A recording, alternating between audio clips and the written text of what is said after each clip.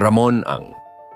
Sa buhay at maingay na Maynila, isang businessman ang nangarap para sa isang mas maliwanag na hinaharap para sa Pilipinas at siyan si Ramon Ang. Dahil sa kanyang dedikasyon, hinubog ni Ramon ang San Miguel Corporation para maging isang conglomerate na may diversification.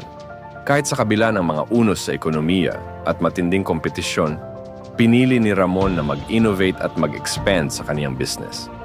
Mula sa isang brewery dati, mas nakilala pa ang San Miguel bilang isang powerhouse sa larangan ng pagkain, inumin, infrastructure at energy sector.